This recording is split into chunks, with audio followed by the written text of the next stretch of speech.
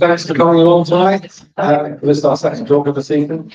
Particular thanks to those who had to contest with the junction at Cambridge and execute routes to get here. So you deserve a special mention.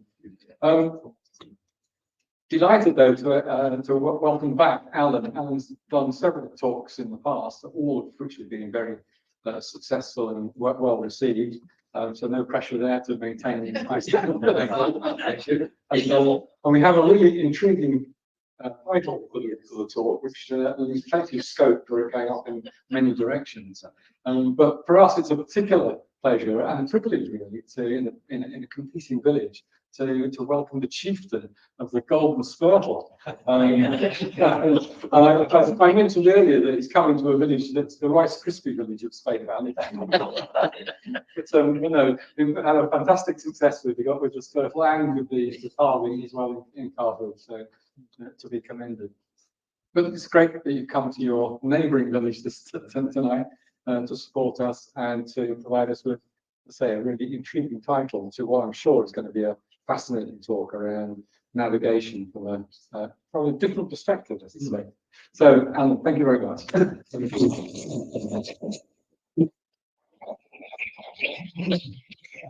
you very much, Michael, for such a generous introduction. It's an absolute delight to be here. And just before I start, I've noticed in some of the paperwork that this is deemed to be the last year of such talks. And like in Cambridge, I really do hope that you can get some young person or somebody to step up. Having been involved in these talks for a few years, I have to take my hat off to both Mike and Chris. The way that they organise it and the background work that goes in to get to here, and their helpful guiding emails really is really quite helpful. So thank you very much indeed.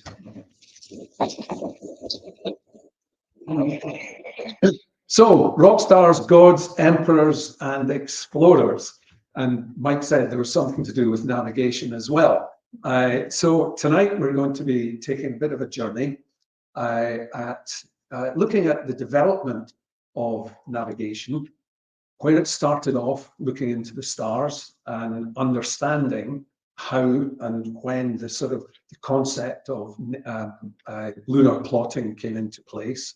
We're going to look at basically navigation from the earliest stage through to the cocoon of digital knowledge that we have around us in every way and every day in life. And along the way, we're going to be in the company of the individuals that individually and collectively change the world that we live in. We're also going to touch on the moving, or one writer described it as the democratization of knowledge. And that was moving from the philosophers and the gods who controlled knowledge in the early days through to the artisans, the explorers, the master mariners who proved theory by going and doing it. It wasn't just a hypothesis or thinking.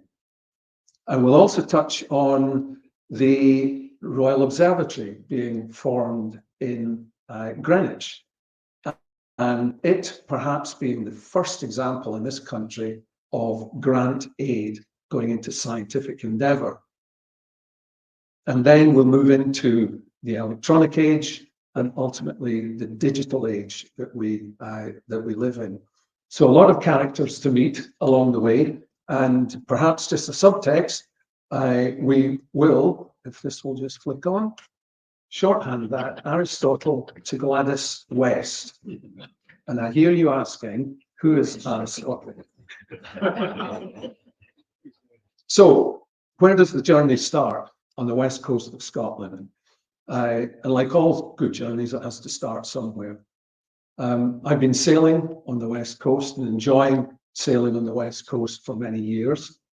And sailing there is like peeling an onion. There's layer upon layer of experience. You know, the immediacy of the wind, the waves, the tide, the shoreline, the environment that you're in, stunning landscapes and anchorages. And you can reflect this natural world as you have just used the most up-to-date digital gizmo to get you there. As I say, we live in a digital cocoon. We're also stepping ashore onto islands. This is South Rona. The rock there is some 3 billion years old. So we have this deep time that we're involved in. And how did that come into the understanding around navigation? We have 3 billion year old form, and then we have got nippers, youngsters, at 60 million years old in the shape of Staffa. And as I say, the West Coast, when you're sailing there, you have time to reflect, you have time to think, and you can also look up to the heavens. And from anchorages, you see stars with zero light pollution. This is actually from Loch Inver. It's actually on a full moon as well. Looking out to the Minch and the stars above. Excuse me. And it was literally looking at the stars that gave me the opportunity to have an epiphany. And that happened when Sean and I went down to visit number 1 in London, and we went to the Maritime Museum. And there was an exhibition on astrophotography. And literally, it blew my mind, some of the images that were on show. So it threw me headlong into, must be one of the stars falling. It threw me headlong into this hobby of astrophotography. And such epiphanies, and Sean, please don't listen, can be very expensive. However, just to give you a flavor of this sort of interest that was suddenly brought upon me. This is a shot taken in March over, you'll recognize Morlich and the local light pollution of Glenmore and the mountain and the Milky Way and the heavens above. This year, we've had an amazing array of aurora display. This is up at the end of Station Road, Cardbridge, and we have the aurora. the aurora is actually getting in the way. It's become sort of a regular occurrence. And we have the Milky Way, our galactic galaxy, as it circles and circles the globe. And then again, the end of Station Road, taken last night, in fact, with a little bit of light painting on the old wreck cottage at the end. And this hobby has just started and piqued the interest in understanding the stars above. Another example, back in early autumn, when the aurora was first with us, we've got the aurora, we've got the Milky Way, and we've got the Perseids meteor coming through. So all of this sort of brought back to this principle of the navigation notion, understanding the stars and how they've influenced the development of navigation. So we're going to go right back, and since the beginning of time, man has been looking up at the stars, trying to understand them, wonder about the stars. And these points of light were a mystery. They were then formed into constellations. And the earliest known cataloging was compiled by the Babylonians about 2 millennia BC. They were charting the sky. The oldest actually dated star chart appeared 1500 BC with the recognizable constellations.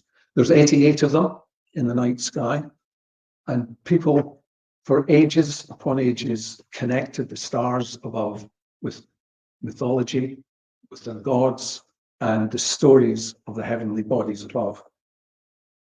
So back to Lochinver, and we have sitting in Lochinver here, we can see the familiar Orion's belt.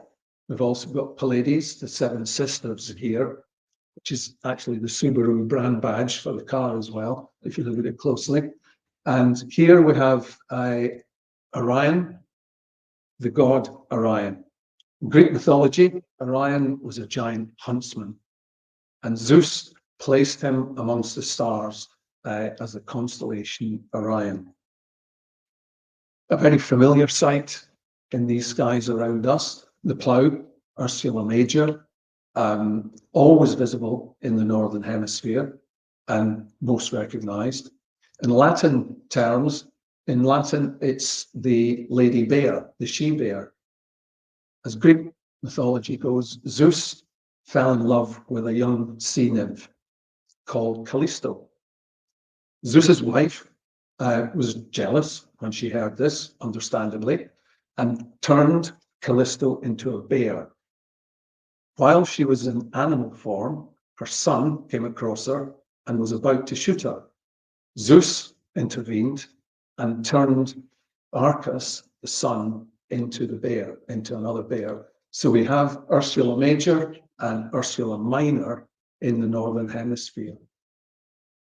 Another one, don't worry, we're not going to go through 88 of them. This is just the second one. Cassiopeia, again, very distinctive in the Northern Hemisphere, this M or W shape as it rotates around the North Star. And Cassiopeia basically is named after the queen, the very vain queen, Cassiopeia, wife of Cephas. As legend goes, Cassiopeia boasted she was more beautiful than any of the sea nymphs. There they are again. Her claim angered Poseidon, god of sea, who sent a sea monster and tied her daughter, Princess Andromeda, to a rock for the sea monster to get. This was not going to happen. Perseus saved them all. However, they were both transformed into the sky as gods and constellations in the Northern Hemisphere. The only thing being that Cassiopeia suffers the indignance of spending half her time upside down. So that's it. We're not going to do the 88. So where did the understanding start to emerge about this wonderful array of stars and stories? So here we are at the beginning of the story with Aristotle. And his thinking and his philosophizing put Earth at the center of the universe. This made complete sense, and it also satisfied his paymasters, the gods, who saw them as the omnipotent rulers and the center of everything on earth. Aristotle thought this was just common sense. You drop a stone or a boulder, it doesn't roll anywhere, it stays stable. So the earth is stable in itself, and everything else rotates around the world. And they call this the geocentric cosmology, which lasted for about 500 years in its principle and its understanding. So when you look at this, this is Sluggan Bridge, a bit of a jump from Aristotle, but above Sluggan Bridge, you've got Ursula Major pointing 5 times the length of that to the North Star. Now, if Aristotle was to stand in the middle of the Dull Lane Bridge with his wellies on and have a camera and take about 70 shots and then drop them all together, you get the circulation of the stars around the northern light, the northern planet. They're not, we are turning. But to clearly Aristotle, this was further evidence that the Earth was at the center of the whole universe and it rotated around the world. So that was it. That stood testament for about 500 years until Ptolemy came along.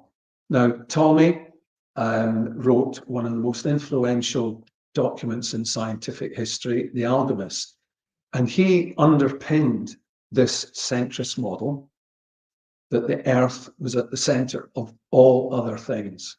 And he based this on detailed observations, which Newton subsequently called him out as a fraud, and he said he was the most successful fraud in the history of science. But Ptolemy produced this Alchemist text that stood as the be-all and end-all for all understandings of the heavens for 1,200 years until it was finally challenged. So, a bit of a fraud.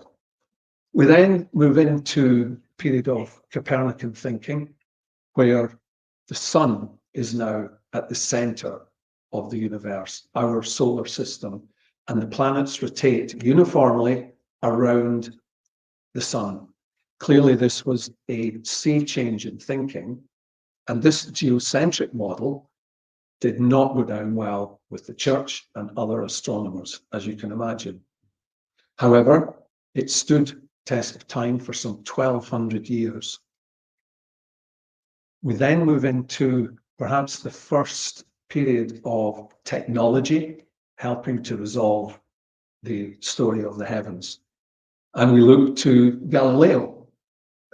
Galileo studied speed, velocity, gravity, the properties of the pendulum. He designed compasses, microscopes, and clearly telescopes that were looking into deep space. He was now studying Jupiter, Saturn, the Milky Way, and he championed Copernican heliocentrism, so the sun being at the center of the universe and our solar system. This was to be interrogated by the Roman Inquisition. And I'm sorry, just an aside, at a certain age, when you hear Roman Inquisition, I can't help but thinking of Monty Python and the Spanish Inquisition. But anyway, that's an aside. Clearly, Galileo had ruffled some feathers, and many of his sponsors that had supported him.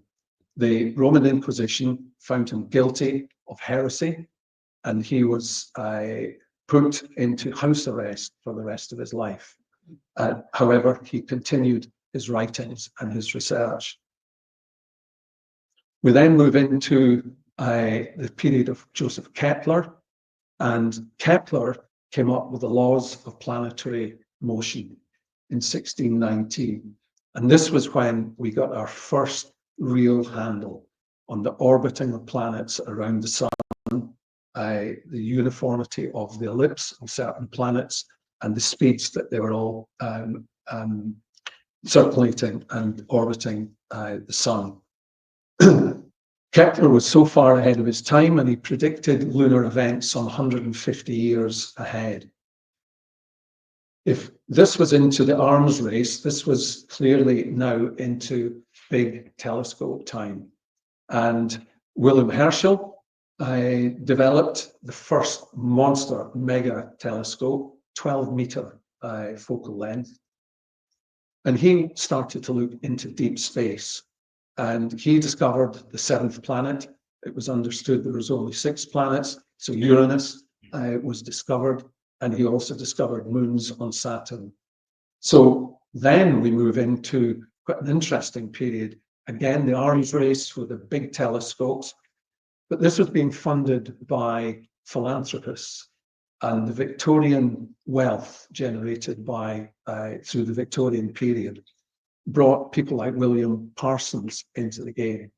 He developed a massive telescope, a 72-inch telescope.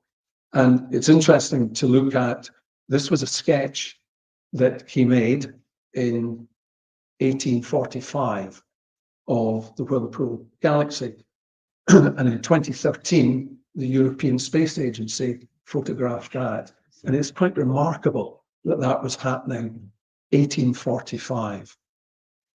Another example of the Victorian wealth coming into play here, William Lassell made his money in brewery. He was a brewer, and he built an observatory in Liverpool and had groundbreaking developments with the telescope, and all self-made.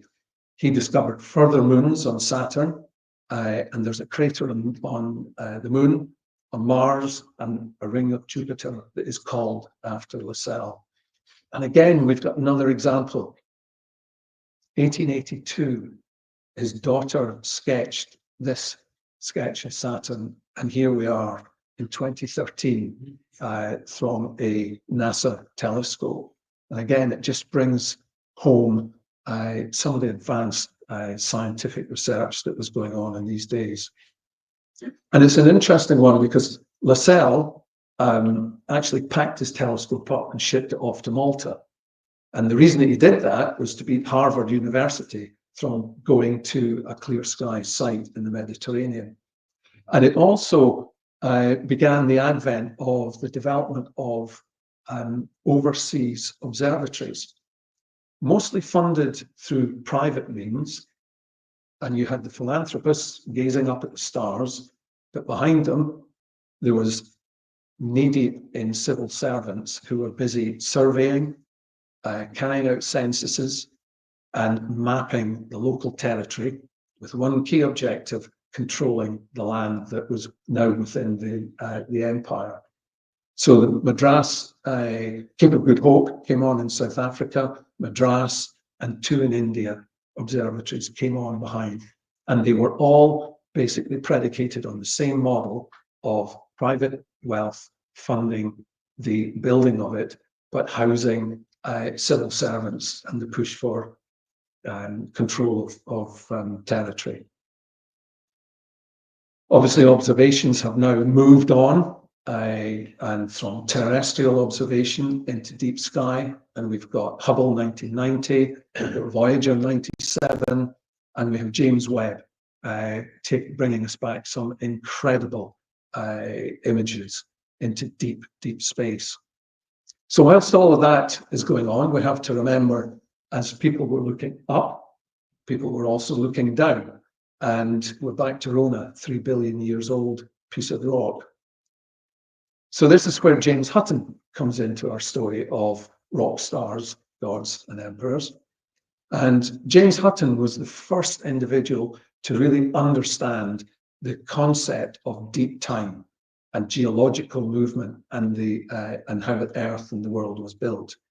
He published The Theory of Earth in 1788, and it was the first time that a true understanding of layering and the movement of tectonic plates and the restoration of land on top of other land, and it was the groundwork for modern geology. He did it through very detailed observations. He also brought into context the deep time principle. Up until this point, the Earth was believed to be 6,000 years old. And an Irish archbishop even gave it a date, the 22nd of October, 4004 BC. But James Hutton just blew it all away with this simple statement. There's no vestige of a beginning and no prospect of an end. And this was the first time that deep time was being considered. And obviously the astronomers, the later astronomers that we've touched on, have studied this as the universe is expanding and our geological, foundations are being further understood. It's worth mentioning that after Hutton, obviously we have got on our doorstep up in the northwest of Scotland some of the most remarkable geological formations. And there was a bit of a stooshy in the Highlands over this. There was a real conflict. First of all, we had Roderick Murchison, who produced a Silurian concept, and this was really talking about the layering of strata. Mr. Nicol, James Nicol, grossly disagreed with him. He was a professor at Aberdeen University, and Murchison brought in Geekie, his pal from the Society, and it was really handbags at dawn for this lot. And he said the disagreement stemmed from this apparent disagreement around the ages of different strata. And they said, we have a fight in which our reputation and veracity are at stake, sir. So clearly this was not going down too well. It continued for another 40, 50 years with other players coming, making comment, Charles Lapworth doing detailed observations. And then finally Geekie, who was by this time the president of the Geological Society, brought in Peach and Horn to really settle the debate. And Peach and Horn determined through their paper that was published in 1907, and here the examples of strata where you have the older rock on the top, you've got younger rock in the middle, and you've got old 4 billion year old ice underneath. So this was the non-conformities and the layering and deep time showing that it wasn't a progression of age as it goes up. Peach and Horn's paper was published, and it has really been the de facto piece of work since then. And if you have a chance, go to Knock and Cry, that tells the story. Really fascinating pieces of evidence that you can see with your own eye, but also some lovely interpretation. So, no vestige of beginning and no prospect of an end. We're going to jump a bit now to the golden age of discovery, and we're at sea. And this is where I mentioned this transition of theoretical and philosophical knowledge to those that were actually doing it, exploring, carrying out this exploration by master mariners. So first of all, obviously we have Columbus that discovered the Americas. Now you have to remember that none of the philosophers had any notion that there was a land to the west, never mind that it almost reached them pole to pole. And this was proven through just physical, not intellectual exercise of going and finding out. And they proved that anybody can do it. Now, perhaps the easiest way to show how the world was basically explored and the trading routes were developed. Columbus, round about 1500, Vasco da Gama discovered India and the Asian continent in 1499. Cabot, the Northern Americas in 1497. Cabral, the vastness of the southern part of the Americas, then followed up by Vespucci, who went further down the Brazilian shore and again explored and found the riches that were going to be taken back to Portugal and Spain. We then had the first circumnavigation by Magellan in 1522, and then Francis Drake's voyage in 1580. And then you can see the modern trading routes developed through these early expeditions. James Cook deserves a map on his own, and I obviously explored and mapped and charted much of the world. He also undertook some vital lunar and astro observations along the way. Now, navigating in the Southern Ocean has its challenges. I'll be coming back to navigating with the North Star, but in the Southern Ocean, there was no mapping, there was no understanding of the constellations, so there was no ability to take moon sightings to navigate. So this man saw the opportunity, Plancius, and a Dutch mathematician, and this was just at the time of the forming of the Dutch East India Company, and they required certainty when their vessels were going out on the trading routes. So Plancius commissioned 2 or 3 vessels to go out into the Southern Hemisphere and plot the night stars. And he came back with 128 stars and new constellations, wrote that into an almanac, which could then be used for lunar observations for navigating in the Southern Ocean. And he made a shed load of cash from that, because this was the most valuable document for these trading companies looking to connect with the Asian, the Indian and the Asian subcontinent. So back to the North Star, and that's outside the house, that's the back bedroom, car bridge, and we have the, we're moving, not the stars are not moving, and we're going to look at the principle of how the stars are used for navigation. So, polar star, we talk about it, the polar star being the North Star. Now, the North Star here, it's about up there, the little red dot up there, the pole star is up there. Polaris sits due north, not exactly on the magnetic north, but due north, finding, obviously, as I said earlier, 5 times the depth of the end of the plough, and you come up to the North Star, Ursula Major and Ursula Minor. If you're sailing in the Northern Hemisphere and you want to go dead north, you just sail and keep Polaris bang on the nose, and you know that you're heading north. If you're looking to sail west, you keep Polaris up on your right shoulder. There's north, and you keep heading. If that degree changes, you know that you're heading south or north. So as you are on the world, on the circumference of the Earth here, the further south you are, the lower Polaris is. You can take the angle and you can work out the latitude that you are on the globe. Go further north and the angle becomes steeper. Go to the North Pole and it's directly above you. So that gave mariners a clear indication of where they were, north and south. Question of latitude, going east and west, longitude going east and west, got them mixed up, was down to massively complex lunar observations.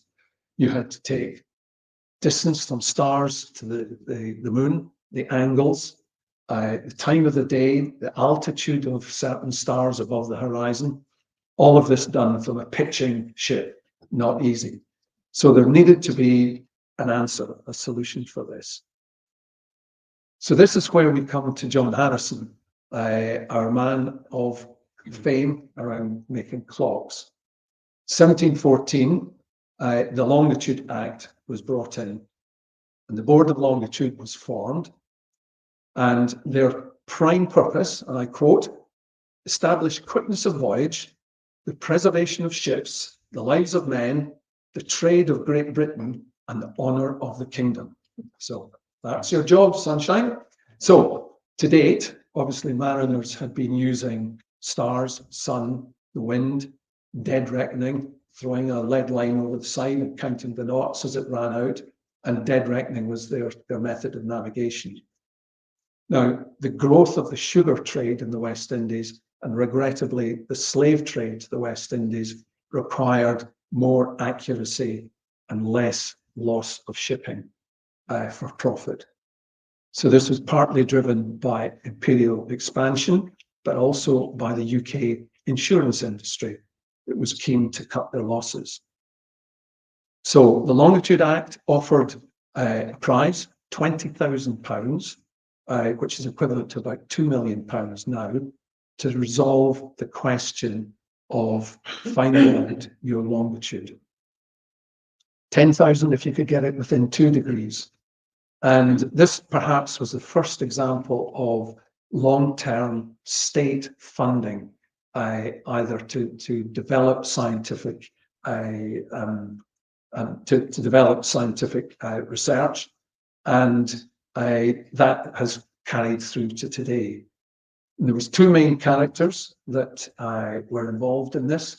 We have Neville Maskelyne, who ended up as the chairman of the board of Longitude, and we have our clockmaker, John Harrison. So then followed quite the most remarkable piece of scientific endeavor.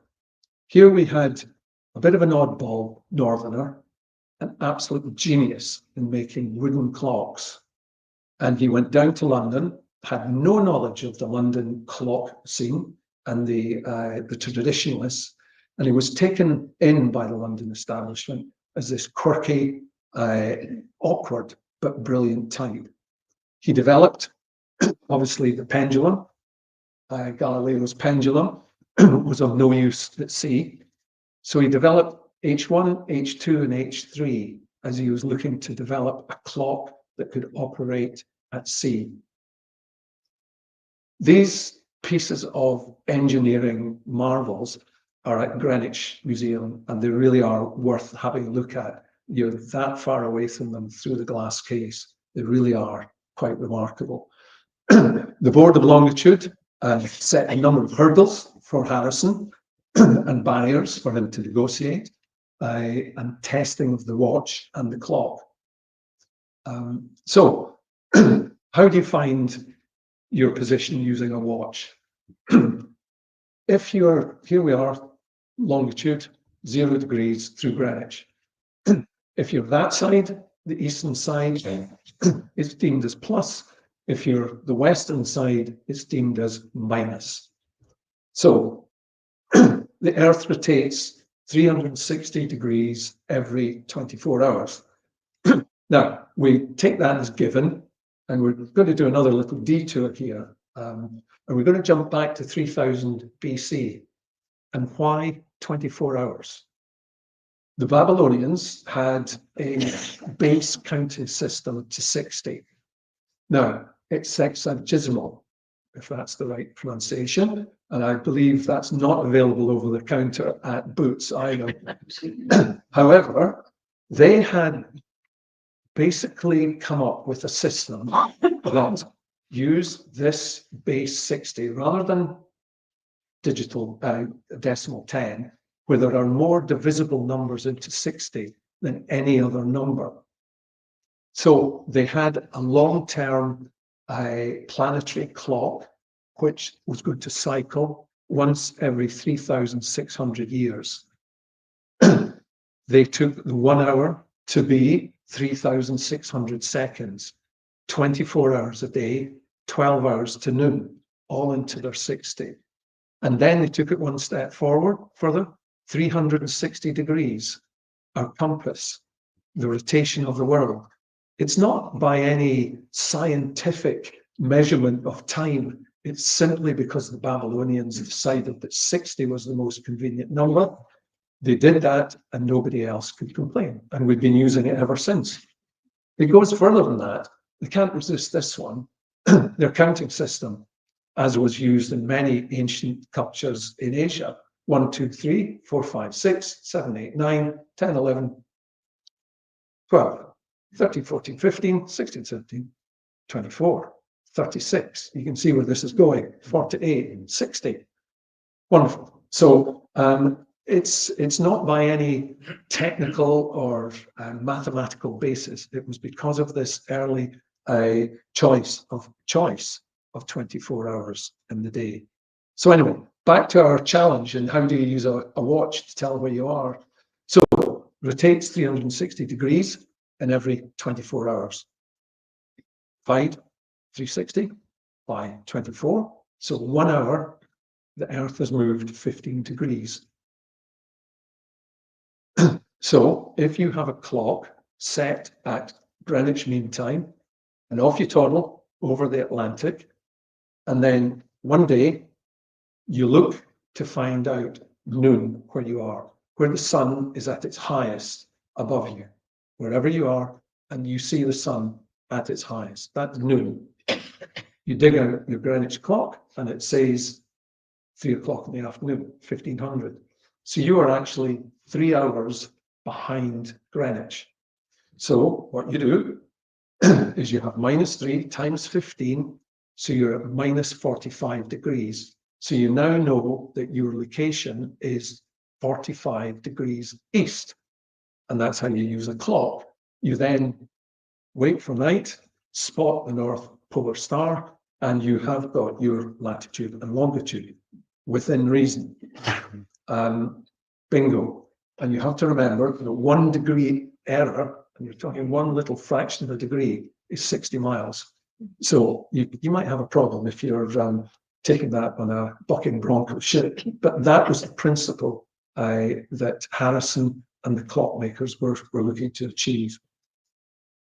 So, and when you're at Greenwich, you do what you have to do at Greenwich. You stand on the meridian line and you buy the T-shirt and you do the rest of it. So there we are. So this had to be tested, and the test voyage was to the West Indies. Now, Maskelyne, our friend here, who was a fan of the lunar method, was designated to observe and test 3 systems. The lunar tables that had served mariners so well, this newfangled mechanical system, and also Mr. Irwin's bobbing chair, floating chair. So the 3 of them were put to test. Maskelyne wrote, "Mr. Irwin's marine chair affords no convenience or advantage to an observer in using a telescope for observing the celestial phenomenon at sea, but rather the contrary." So sitting in a top of a cork, bobbing around, was not going to work. Both systems worked.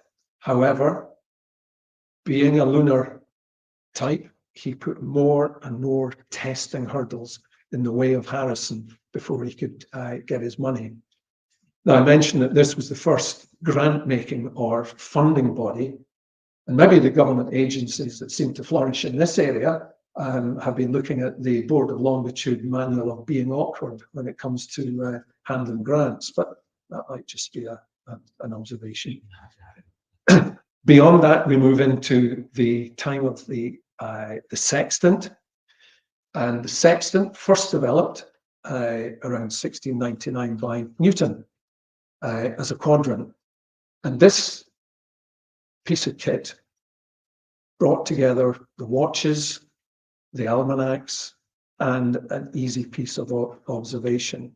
The other thing that it meant that you did not have to have the skills to do the lunar tables in the previous system.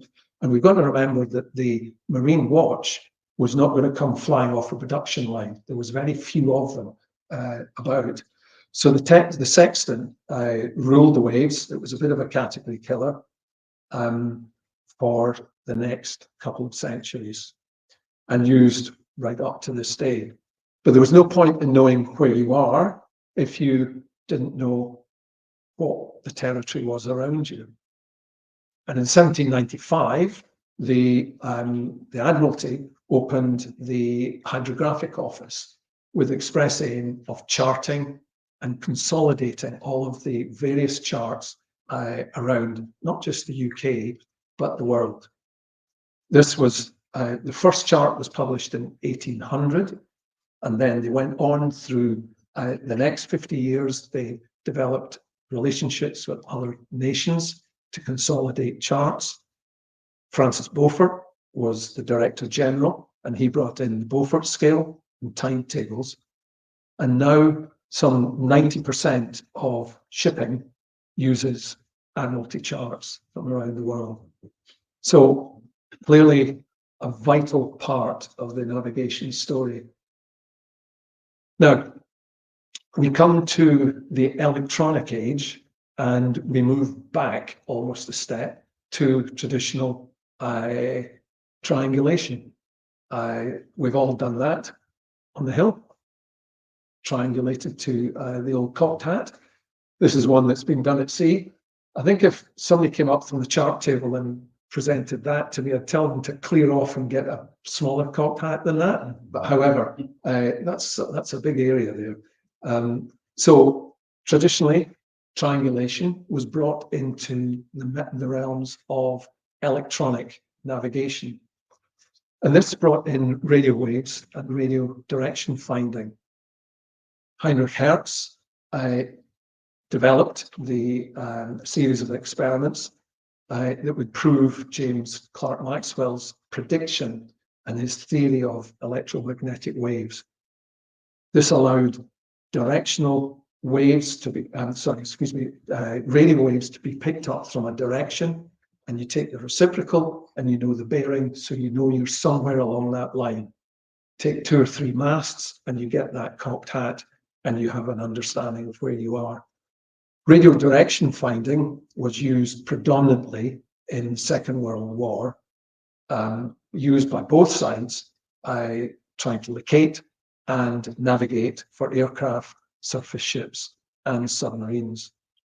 It progressed into newfangled Decca, and I have to put my hand up and say, I can remember going to sea with a Decca on the boat, and that ages me somewhat.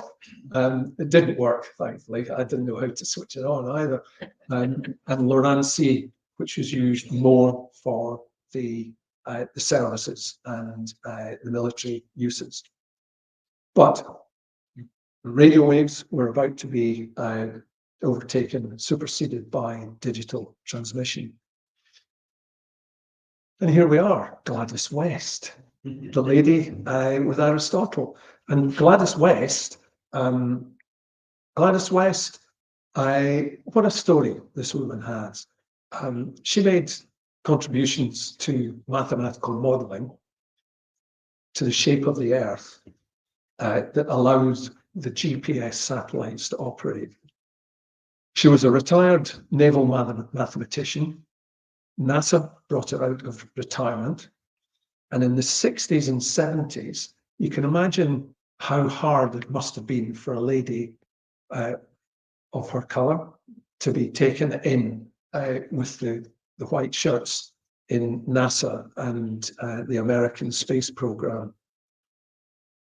For 10 years, she programmed a big IBM mainframe with masses of observations and calculations to refine the shape of the Earth, the geode. And with this accurate base map, the satellites could be launched. And again, the triangulation, not of radio waves, but of precise digital messages with infinitesimal time clocks on them, would give you your position. Put 3, 4, 5, 6 of these satellites into your location, and we all know that they can be used for sending a rocket down somebody's skylight. So tragically, they were developed for warfare, and we are an innocent bystander of some of that technology. But it's literally changed the way that we live and work, all of our satellite navigation systems. And it was remarkable that West's contributions really went unheralded for some 40 years. And bless her, she literally changed the way that we live today. So now we're into this modern technology. Every commercial ship over 40 feet must transmit its position, its heading, its speed, where it's been and where it's going. And this isn't a busy day on the channel, by the way. Obviously, aircraft are doing much the same, and you can see the clutter of spacecraft in the sky. This is basically a domestic unit that you would plug into a leisure yacht that gives you absolute finite detail that you can navigate to within 5 meters. And it also sends your position to the satellites so that you would appear as one of these blips on the map.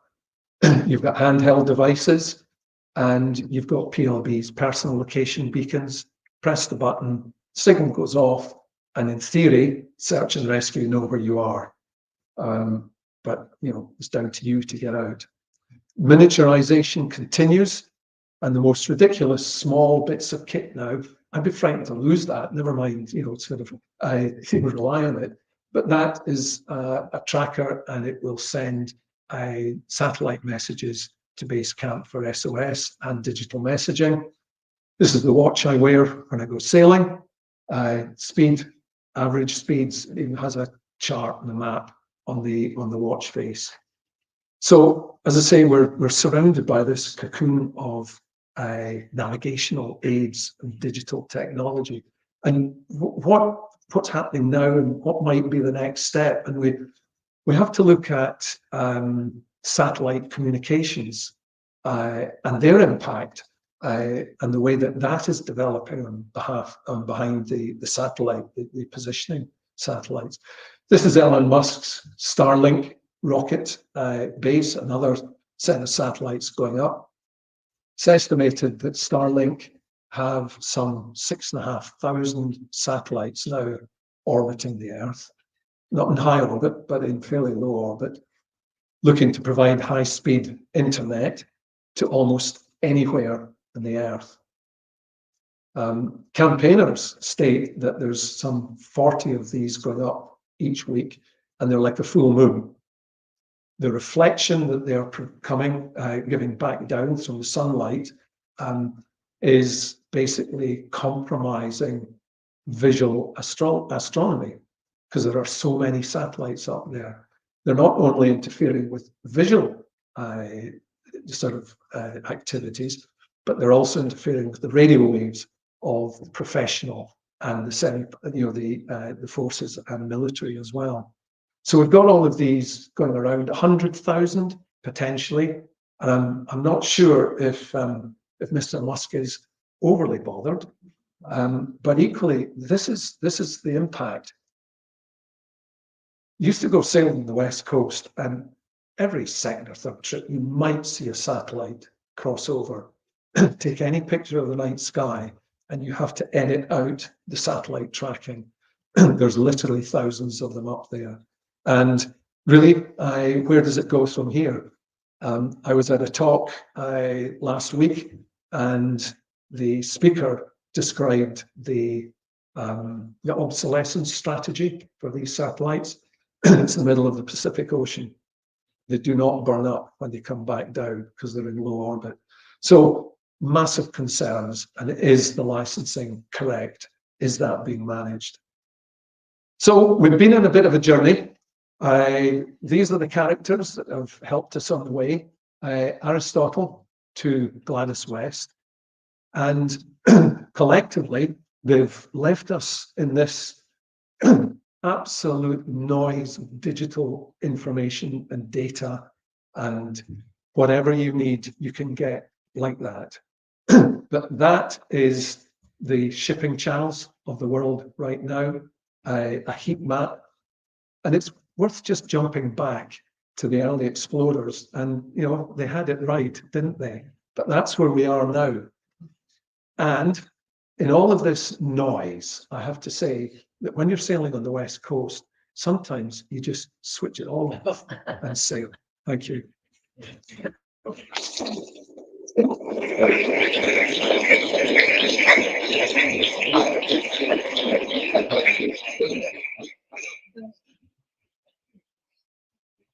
Thank you so much. That was excellent.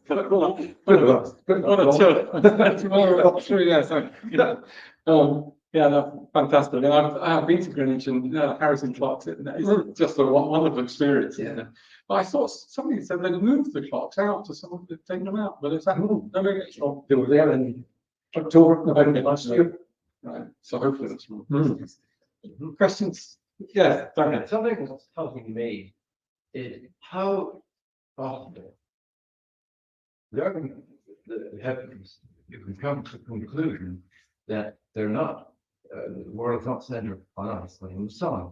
Is it a simple way of explaining it? Yeah. I wish I could. The question was, how can we now tell what that the sun is at the centre of everything and not ourselves or some other planet. I should have caveated at the earliest part there that I parted company with science in second year at school and followed down an arts channel. So I'm not the best one to answer that. I would go to Google. However, yeah. I'd like to try and answer that, but I don't want to try it. I'll be held to it. Yeah. Alan, I suppose that in your own yacht, you don't always rely on the modern navigation. Do you still keep your chart, compass, hand compass, etc. handy? In a folder way down there. Yeah. Unfortunately, you can have high ambition to maintain the paper charts, which I have on board, but now it's tablet and the plotters, and they're becoming so reliable. They are becoming pretty, actually, if you could layer it, I actually have about 3 different independent electronic systems. So if one goes down, you've always got backup. But there's definitely a set of charts, a sighted compass down below. Because on the merchant ships I'm involved with you, they have instructions to take celestial sights once a week. Really? But I can commiserate with you on the deck, I'd be unable to. Yeah, I was shown, but no. And thankfully, the boat that we went on to, it wasn't working. So, yeah, it's good news. Yeah, I read the book recently on Harrison's. It's fascinating. But what struck me was in the early days with navigation, if you missed your destination by 1 degree, you're in a lot of trouble because nobody wants all the illnesses that was associated with it was scurvy and no water, no drinking water. There must have been lots and lots of lives lost in the early days at sea by missing your destination. Well, the methods of dead reckoning, and it also should be said that many of the mariners were very suspicious of this newfangled clock system and relied on dead reckoning. Their compass course, their variation, their how much leeway they're being pushed by tide and waves, and that was the method of navigation. And clearly, there was massive loss of life. And clearly, for an empire that had ambitions to grow into the Western Indies, you needed to have certainty of voyage. I think with McClellan, I think there was six boats left with over 300 people, and one boat returned with 28 emaciated sailors on 3 years later. So that sort of illustrates it, doesn't it? It'd be interesting to just look at regulation around. I mean, that last image you have with all those satellites, and it's completely it seems to be unregulated beyond any national level, and that can't go on. There must be some world coming together of some, like that has been up to now with Antarctica. There must be something similar to space, surely. Well, certainly the reading I had on this group that are campaigning against it are saying exactly that, Mike, that there is not sufficient international cooperation. And you've got mavericks who literally have got the resource to just crash on and do it, and they're just punting them up there. Absolutely, it'll take a massive disaster to shake us out. It'll just carry on like that's the sort of happening. Yeah. I just find it fascinating that it seems to be just Europe that we're looking up at the stars. Yeah. And working it out. None of the other 4 continents. Well, certainly It wasn't just Europe that were looking at the stars, I think was the basis. Yeah, they obviously in the Pacific Ocean, they've been navigating by the stars for thousands of years. But it was, it was centered in Europe, taking the philosophical sort of the early thinkings of the likes of Aristotle and Ptolemy. Ptolemy, there was Dutch thinkers, there was German, and obviously Greek, all working away on this. And there was the concept that it was literally the Spanish and the Italian sailors and Portuguese sailors that were conquering the world. From one small corner of the world. Amazing. But the Chinese had massive fleets, didn't they? And they got to Africa way before the Europeans. Yeah, So yeah, they must have had some yeah, ability. So it was, but hidden. we just don't know about it. Western. Yeah, so I was just used to it. Yeah. They're great. Yes, if I understand this right, so Columbus sails across the Atlantic and leaves a presumably group of people there. The next time he sails across to try and find them, I mean, is it largely hit and miss? Is it get well, not quite hit and miss, but is it? Largely hit and miss because Wow. if you think about the distance that he's had to sail, and he's sailing by starlight and some observations of stars, it shows the skill of his master mariners that they could get back to the same place again and get back again, because that's only half the job, getting there and you got to get back. Yeah. There's a question from online as well. Oh, yes. Go So Alex said, excellent, Alan. We yellow GPS that we all knew Bill Clinton shifted about. Handy on our mountains in the mist. Have we enough controls on this, if that's possible in our current geopolitics? Well, certainly Europe has put an insurance policy up with its own network of GPS satellites. So if for any reason that an American leader would choose to disable them for whatever reason, we do have a fallback, but it's nowhere near the complexity and the coverage that's offered by the American system. Thanks, Alex. Yeah. Did that not already happen in the Baltic this year? Did Russia not manipulate the GPS location device? I'm sure it's been done. I didn't hear of that, but I'm sure. During a week or more where there was zero GPS location Yeah. services. It's scary. There was one conspiracy story about Musk and his satellites, and the story goes that Trump speaks to Putin, Putin speaks to China, and China asked Putin to ask Trump to ask Musk to switch the Starlinks off above Taiwan. But that can be done. Geopolitics, that could be done like that. Scary. Frank. But I understand our Royal Navy is working on some other system at the moment. Right. It doesn't rely on the satellites. I'm pleased to hear. Yeah. That's, Tell people a little bit about flying days and navigation. Are you aware of? I'm not familiar with Chichester and his flying days. I could talk to you about Gypsy Moth and his port decanter, but not so familiar with his flying The days. boat is called Gypsy Moth because of the aircraft. The aircraft, yeah, But his long distance flying exploits are absolutely incredible. really. Because when you're flying, eventually you run out of fuel. I mean, that's fact. So what you did was you're aiming for whichever island it was in the Pacific, but you aim off, you aim to miss it, Mhm. to port or starboard. And a combination of time and distance and watching the send of the pattern of the waves. Mhm. Well, standard It's well worth reading about. standard practice, aim with an offset, knowing that you have to come north or whatever. When after so long, it'll be over there in the right sun. Yeah. So I mean, the fact that you're sitting up there, and it's a given fact that after so many hours you'll run out of fuel. Yeah. At least running out of wind that's not so severe for you. yeah, death is not so immediate. No, exactly. Okay, any last questions? No, it's been a fascinating evening. I feel it feels though it's been like an evening with the open universe. Lovely and it's been terrific. And to have the whole sort of history of it condensed into that very succinct evening and holding all our interest and attention. No mean feat. So thank you so much for coming along. And yeah.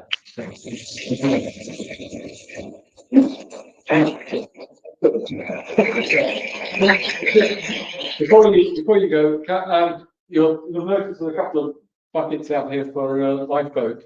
And you'll understand from the talk tonight why the RML is a famous charity for for tonight's guest. So if you have any loose change on you, if you're going out, that would be wonderful. The one thing we forgot to do beforehand was bring the obligatory bottle of wine. Oh, thank you. And then Alan's just got together. Thank you. Thank you very much. While Alan's getting the wine, just a reminder that our next talk in a fortnight's time is Grant Moyer, who's the Chief Executive of the National Park Authority, and who's going to come and talk about the achievements of the park today, the plans for the park over the next 20 years, and open house to answer any questions that we may have. And here we are, without any interruptions. Clearly done. Thank you so much. Thank you.